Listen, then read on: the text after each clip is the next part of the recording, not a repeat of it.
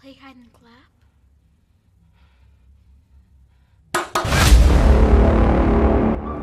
Rar, rar, hehehe.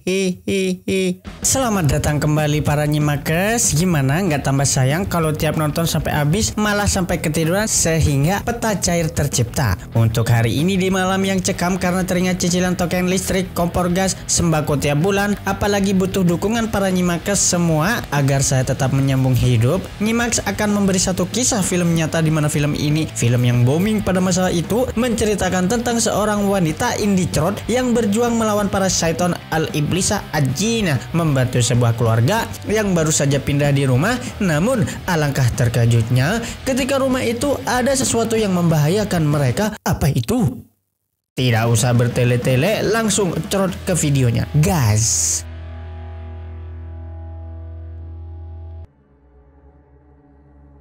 Mengambil dari kisah nyata yang kala waktu itu menggemparkan di daerahnya itu pada tahun 1960-an ketika akan diperkenalkan dengan pemuda yang bernama Ed Warren sebelum memiliki kekuatan Aquaman, di mana dia adalah seorang tardul arwah atau biasa kita sebut pengusir setan yang memiliki ratusan riwayat kasus yang sangat berbahaya.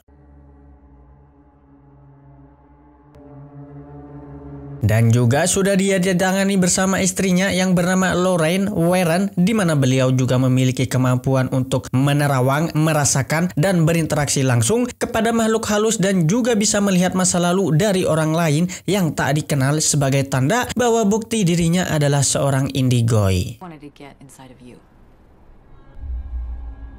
Di mana kala itu mereka berdua melakukan presentasi menjelaskan tentang kasus yang ditanganinya, yaitu kasus yang sangat berbahaya. Kasus apa itu? Ya, kasus boneka Annabelle yang terkenal sampai saat ini. We are beyond terrified. Beralih di tahun 1971 sebelum saya lahir, tepatnya di daerah Harrisville, Iceland, di sebuah tempat di mana The Family gratis alias satu keluarga yang baru pindahan rumah dan membeli rumah di daerah hutan terpencil yang di depannya ada danaunya serta pohon beringin yang gundul. Pada waktu itu mereka sangatlah senang karena pindahan rumah baru mereka yang saat ini menjadi tempat tinggal mereka bersama.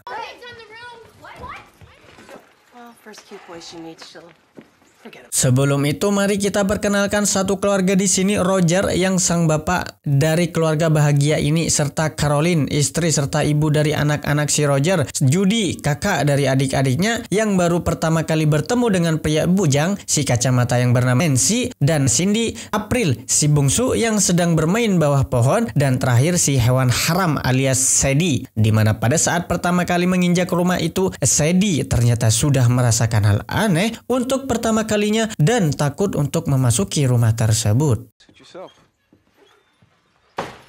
Malam pun tiba, mereka sedang bermain urip-urapan atau kita bisa sebut petak umpet, yang dimana permainannya itu satu orang, tepatnya di sini si Christine sebagai pencarinya yang ditutup matanya. Mereka harus menepuk tangan 2 kali untuk mengetahui di mana mereka berada. Second clap. Clap. Ketika inilah kejadian tegang, tapi jangan berekspektasi jauh dulu ya teman-teman. Pada saat si Christine sebagai penutup mata menemukan Cindy sedang bersembunyi di dalam ruangan kecil, alangkah terkejutnya mereka menemukan ruang bawah tanah yang sudah ditinggal oleh pemiliknya bertahun-tahun dengan barang-barang kuno, entah apa saja yang ada di dalamnya. Keesokan harinya Caroline bangun dari tidurnya. Entah apa semalam yang terjadi, Caroline alangkah terkejutnya mengalami memar tepat di tulang betis kanan. Karena mungkin itu hal yang wajar, mungkin karena Indahoy terlalu keras semalam. Caroline sempat juga kebingungan mencari suaminya si Roger. Ketika sedang mencarinya, Caroline melihat hal-hal ganjil aneh di mana jam yang dilihatnya yang ada di rumah itu berhenti mati total seperti HP smartphone saya dulu. Alangkah terkejutnya, semua jam berhenti menunjukkan tepat di jam 3:07, entah karena di zaman dulu belum tercipta baterai ABCD atau bagaimana pada waktu itu.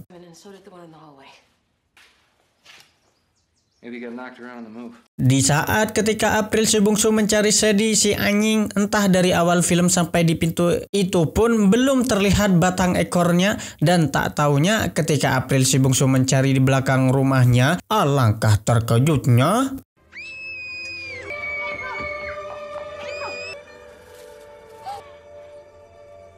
Ya, Sadie tewas mengenaskan, entah apa yang menimpanya tewas di belakang rumahnya dengan misterius. Yang pasti itulah pertanda bahwa rumah yang mereka huni ini tidak baik-baik saja. Malam tiba ketika jam menunjukkan dini hari tepat di jam keramat yang sangat sakral itu, yaitu jam 3 lewat 7 menit, tapi detiknya saya tidak tahu. Kejadian pertama ketika si Christine dalam satu kamar dengan Nancy, Christine di sini mengalami sedikit gangguan tak kasat mata.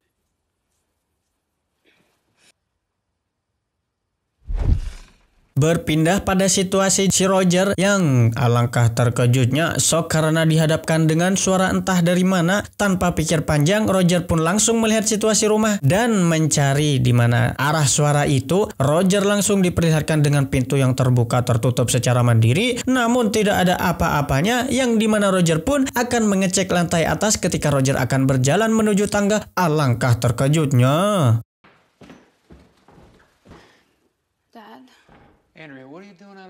Dan saya pun ikut terngok-ngok ketika melihat si Andri tiba-tiba ada di depan Roger. Saya kira kuntil bapak anjir, namun ternyata itu si Judy, yang dimana bermaksud untuk memberitahu si Roger bahwa Cindy mengalami perilaku aneh dan belum ditemukan obatnya, yang biasa kita sebut mengigau alias ngelirik, dimana Cindy berjalan sambil tidur sambil ngebak di depan pintu lemarinya. Di sini kita bisa merasakan bahwa hawa negatif, hawa di mana kita bisa menebak bahwa ada sesuatu di lemari tersebut. Mungkin ada sesuatu yang membuat kita masuk ke alam lain seperti layaknya kota Saranjana, atau bagaimana, saya juga penasaran teman-teman. Keesokan paginya saat si Caroline sedang menyelesaikan mandi, ketika Roger mengetahui ada beberapa lebam pada kulit Caroline semakin banyak, itu menjadikan Roger sedikit merasakan hal ganjal seperti biasanya, namun mereka tidak mencemoohnya. Kemudian semua para perawan-perawan mereka berangkat sekolah dan Roger seperti biasa mencari cuan, sehingga tak hanya tersisa si bungsu dan si ibu Caroline, yang dimana si bungsu mengajak Caroline untuk bermain petak umpet tutup mata, dan di sini Caroline si ibu sedang mencari si bungsu yang sedang mendengar tepuk tangannya. Namun pada akhirnya ketika tepuk tangan itu mengarah ke arah lemari keramat yang misterius itu lagi, namun alangkah terkejutnya pintu lemari itu terbuka dengan secara mandiri, di mana di kamar itu tidak ada siapa-siapa, namun alangkah terkejutnya.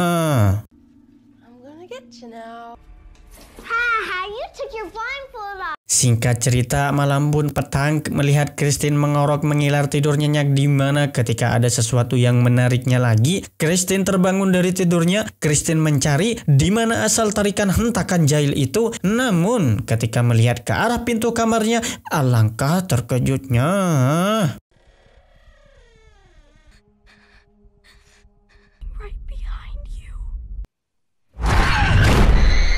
Loh, Christine di sini seakan-akan merasakan sesuatu hal yang goib, anjini wasyaiton, di mana Christine merasakan ketakutan dan menangis seperti ada yang melihat dari belakang pintu kamarnya. Tapi kenapa saya tidak melihat apa-apa ya?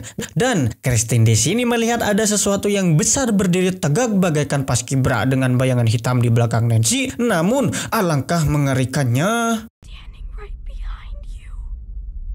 Singkat ceritanya lagi, tiba-tiba Caroline di mana dia sedang menyablai karena ditinggal Roger harus keluar kota mencari cuan. Ketika akan diperlihatkan di sini Caroline di malam hari seperti merasakan hal aneh, di mana saat dia melakukan atau melihat situasi rumah, tiba-tiba figura yang baru dicetak kemarin jatuh berantakan. Entah apa sebabnya, Caroline seperti melihat dengan mata kebingungannya.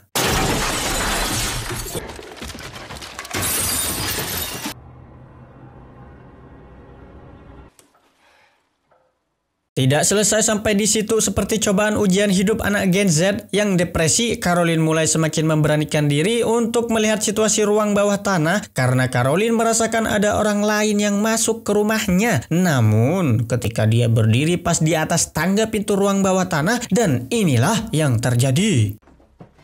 Who's ever down there, I'm gonna lock you in now.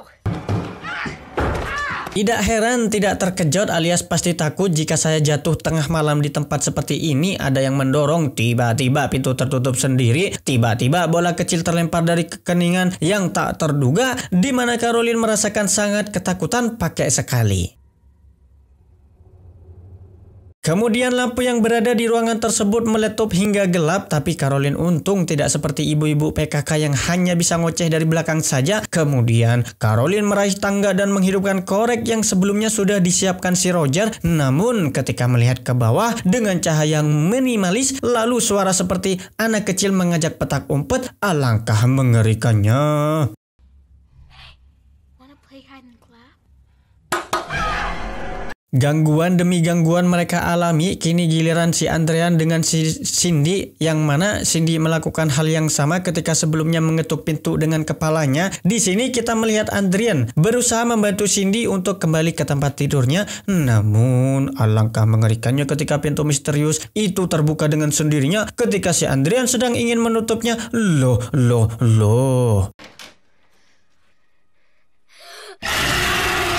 Beruntung di waktu yang tepat si Roger pulang dari luar kota. Di sini Roger menjadi satu-satunya penyelamat mereka setelah mereka diteror abis-abisan oleh makhluk Ajini Wasyaiton itu, di mana Roger dan satu keluarganya pun merasa ketakutan dan kebingungan sebenarnya apa yang terjadi kepada mereka. Beralih kepada Ed Weran dan istrinya si Indigoy, di mana di sana terdapat si Caroline yang sedang melihat pasangan menjelaskan bahwa mungkin mereka lah yang bisa menolongnya apa yang sebenarnya terjadi gitu ya pada keluarga si Caroline ini, karena Caroline dari presentasi dan cara mereka menangani kasus serupa sudah bisa dibilang suhu alias profesional. Lorraine? Yeah. There's someone here that would like to... I'm so afraid this thing wants to hurt us. Please, can you come and take a look? Of course we will. Dengan cepat tanggap pelayanan mereka sangatlah cepat bintang 5 seperti Gojek yang mengantar makanan, di mana ketika pertama kali Lorraine menginjak rumah mereka, sudah jelas raut wajah Lorraine berubah seketika, seperti ada yang bisa dia lihatnya, namun Lorraine diam saja. Mungkin waktu ini Lorraine berpikir mungkin lebih baik diam daripada berbicara terang-terangan kepada mereka bahwa ada sesuatu dan membuat mereka jadi ketakutan. Kemudian Edward berinisiatif seketika langsung tertuju kepada pintu yang diikat, karena kata si Roger, jika tali itu dilepaskan akan terbuka dengan sendirinya, karena di setiap jam 3:07 pasti ada kejadian seperti ada yang mengetuk pintu 3 kali, dan Edward langsung mengetahui bahwa itu artinya suatu penghinaan kepada Trinitas, kepada anak Tuhan, kepada Roh Kudus dalam kepercayaan mereka, dan bau busuk seperti kentut berarti menunjukkan adanya kegiatan reuni Syaiton, di mana si Syaiton di sini memiliki rencana untuk mencelakai mereka. Lalu mereka menunjukkan tempat yang kita tebak dari awal, yaitu ruang bawah tanah. Di sini kita diperlihatkan Lorraine melakukan meditasi seperti halnya paranormal yang biasa dilakukan sebagai penerawangan. Bahkan dia sudah tahu dengan cepat bahwa ada hal buruk yang akan terjadi di tempat ini, dan sebelumnya juga telah terjadi sesuatu yang buruk juga. Singkat cerita, Lorraine di sini berbicara kepada si bungsu seperti biasa anak kecil tanpa dosa dimanapun adanya, pasti dialah yang paling sensitif untuk mengetahui hal-hal goib. Bahwasanya si bungsu April menceritakan kepada Lorraine memperkenalkan Rory yang selama ini menjadi teman bermainnya, dan ketika Lorraine mencoba untuk melihat alat kuno yang pernah dimiliki Rory pada sesaat masih hidup, di sini Lorraine seketika memiliki penglihatan bahwa di balik cermin itu ada sesosok Rory yang berdiri di dekat jendela tepat di belakang Lorraine. Wah, hahaha.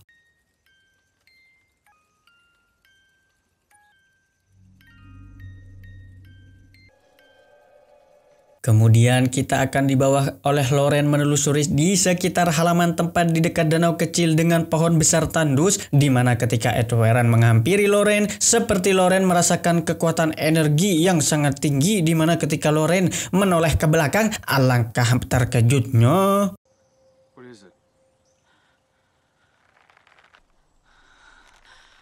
Setelah selesai penelusuran observasi rumah, kini mereka berdua akan menjelaskan kepada keluarga Roger bahwa memang rumah ini terdapat syaiton yang sangat kejam adanya, di mana keluarga Roger tidak akan pernah bisa keluar dari rumah ini sebelum mereka harus meregang nyawa alias menjadi tumbal di dalam rumah ini, tapi tidak pakai pesugihan. Maka dari itu Lauren dan Ed Warren akan melakukan planning yang sangat matang, yaitu pengusiran syaiton tidak pakai pencucian uang. Ketika Lauren sudah melihat apa yang terjadi di rumah itu, di mana bayangan hitam pada awal Lauren masuk dalam rumah tersebut yang menempel di salah satu keluarga Roger, dan pemilik rumah yang bunuh diri gantung diri tepat di pohon depan rumah mereka dekat danau itu, di mana syaiton seperti itu artinya memiliki amarah yang kejam, kebencian, dan ditakutkan akan menimbulkan korban. Okay, so what do we do? Can we call a priest? Beralih pada Lauren dan Ed Warren yang ketika di mana Ed Warren mendengarkan hasil rekaman wawancara Roger dan Caroline pada saat investigasi sebelumnya, justru yang terjadi tidak ada suara hasil rekaman mereka, entah apa yang terjadi.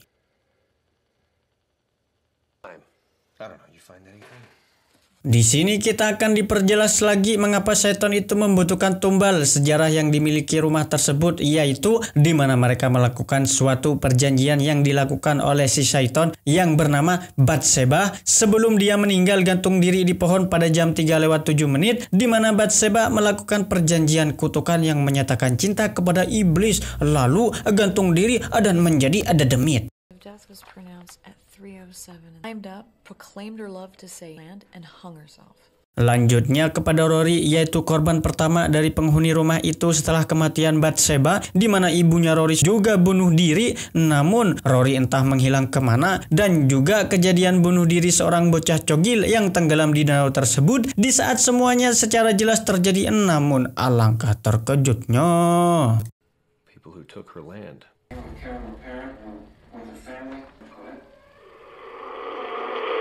Ya loh, tepat pada jam 3:07 mereka mendengarkan suara si iblis. Entah apa yang dikatakannya tidak begitu jelas. Namanya juga syaiton, cuman bisa wah hihihi. Namun yang pasti itu adalah pertanda buruk untuk mereka berdua. Acara pengusiran setan pun tiba. Semua kamera dari sudut ke sudut, alat-alat perlengkapan mereka pun terpasang dengan rapi. Namun di sini kita dilihatkan oleh seorang laki-laki sebagai pembantu partner kerja mereka sedang menggoda si Andrean, yaitu memperlihatkan alat canggih pada tahun itu, yaitu sinar ultraviolet. Mungkin jika tidak ada Ed Warren, mereka bercumbu mencicipi bibir Andrean yang sangat indah itu. Masih tetap di waktu yang sama, malam hari ketika mereka sedang asik oceh-ocehan, alangkah terkejutnya mereka mendengarkan salah satu lonceng berbunyi, yaitu pintu bawah tanah yang terbuka dengan secara mandirinya. Kemudian mereka melakukan sedikit interaksi untuk membuktikan ada siapa di rumah ini. Tidak berselang lama Lauren pun merasakan hebatnya energi gaib tersebut sampai merasa mual dan pusing.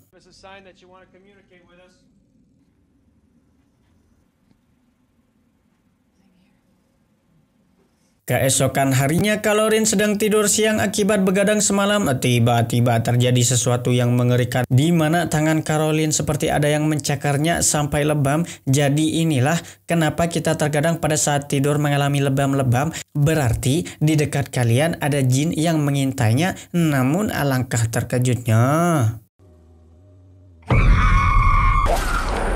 Pencucian setan tapi bukan uang. Di kedua harinya, Mang Polisi sedang meracik-racik kopi akibat ngantuk berat yang dialaminya. Secara tidak sengaja, Mang Polisi melihat sesuatu di luar jendela, entah apa itu. Kemudian, Mang Polisi keluar dari rumah berupaya mengecek apakah ada sesuatu. Namun, ketika masuk kembali, alangkah terkejutnya, Mang Polisi bertemu dengan sosok bocah wanita berpakaian SD entah atau sekolah dasarnya luar negeri di sana.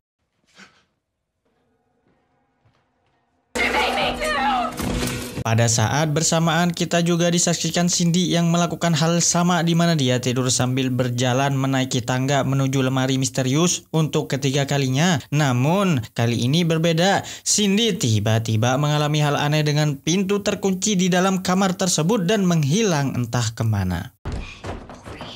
Where'd she go, Ed? Si bungsu lalu menjelaskan bahwa di sanalah tempat Rory bersembunyi. Wah, entah karena apa membuat Loren dengan penasaran tingginya memasuki lorong rahasia tersebut, di mana ketika Loren semakin dalam dan semakin enak di dalam, alangkah terkejutnya menemukan tampar alias tali bekas gantung diri, di mana ketika menariknya alangkah mengerikannya. Dengan jiwa indihonya, Loren pun tidak akan merasa ketakutan sedikit pun karena dia yakin dengan kekuatannya, sehingga Loren memberanikan diri melakukan uji nyali dengan melihat sesuatu di balik cermin dengan seonggok senter yang sinarnya tidak maksimal, namun alangkah mengerikannya lagi. Loh, Loren pun lari terbirit-birit. Namanya juga manusia indigo pun juga bisa lari, dan juga sempat kalungnya ditarik yang membuat dirinya sedikit tercekik dan hampir saja merenggut nyawanya. Dengan paniknya, Loren menjelaskan bahwa ternyata tanda lebam yang semakin parah terjadi pada Kalorin adalah tujuan si iblis untuk menyerang psikisnya agar Kalorin menjadi lemah dan ketakutan, sehingga akan mudah iblis untuk memasuki ke dalam tubuhnya dan mengontrolnya untuk mencelakai salah satu keluarga Kalorin.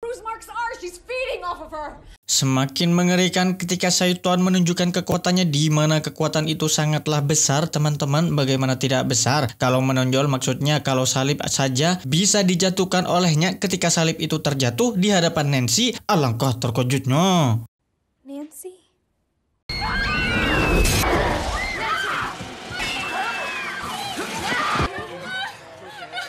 Keesokan harinya, karena kejadian semalam sudah tidak kondusif dan sangat berbahaya bagi kehidupan mereka semua, Roger memutuskan untuk membawa semua keluarganya ke kos-kosan bebas, di mana kosan itu per bulannya 250.000, kata si Momi, penjaga kosannya, sehingga untuk sementara waktu ini mereka aman dari gangguan si Syaitan Bathsheba itu.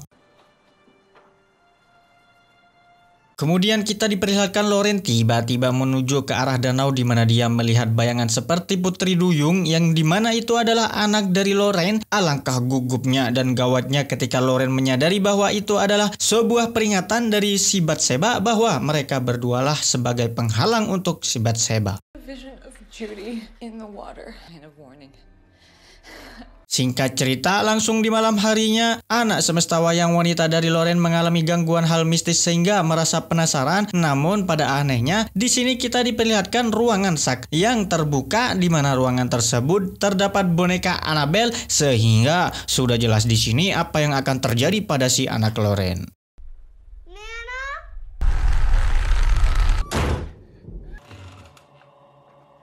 Beruntunglah ketika Ed Warren dan Loren datang tepat waktu di saat anaknya terkunci di dalam kamar dan dalam bahaya. Ketika kursi tersebut berputar dengan sendirinya, alangkah terkejutnya. Kejadian itu tidak selesai sampai di sini, tahu kan? Mama Kalorin mengalami kerasukan, di mana Mama Kalorin tanpa sadar ingin menghilangkan nyawa si Christine, sehingga mereka terpaksa menutup dengan kain putih dan mengkerengkengnya. Dan Ed Warren mulai membacakan Alkitab yang dimilikinya. Kalau di agama saya namanya ruqyah, sedangkan mereka melakukan ruqyat mungkin hampir sama, hanya saja dari segi kepercayaan dan kalimatnya yang berbeda. Di sini kita akan diperlihatkan kekuatan ruqyat milik minoritas yang dibacakan, yang bisa membuat wajah asli dari Bathsheba keluar berubah dari Mama Kalorin. Namun terkejutnya, di sini Bathsheba berhasil lepas. Kemudian Bathsheba di sini mengincar si April. Lagi pula, kenapa menjerit jadi ketemu kan? April. Singkat cerita, di saat Bathsheba yang di dalam Kalorin ingin menghilangkan nyawa si bungsu dengan sigap, Ed Warren menyebut namanya. Dan iya, Bathsheba terdiam. Disitulah titik lemah lengah Pangling. Kemudian Loren memberikan penglihatan masa lalunya kepada si Mama Caroline, menyuruhnya untuk kuat melawan Bathsheba. Si iblis bahwasannya keluargalah yang paling penting daripada harus menghilangkan satu nyawa demi kutukan yang jahat ini. Habis Bathsheba yang menyulitkan. Hikmah yang bisa kita petik hari ini, jangan bermain petak umpet di malam hari, karena apa jadinya jika salah satu pengumpat bersembunyi di bunker bawah tanah Mark Zuckerberg? Susah jadinya untuk menemukannya. Saya selaku jajaran genjang ketua kuda lumping juala lumpia. Bye. Wah. Hihihihi. Jangan lupa di subscribe. Hihihihi. Jangan lupa di like. Hihihihi. Jangan lupa di share. Hihihihi. Terima kasih teman-teman. Semoga kalian sehat selalu dan keluarganya. Amin.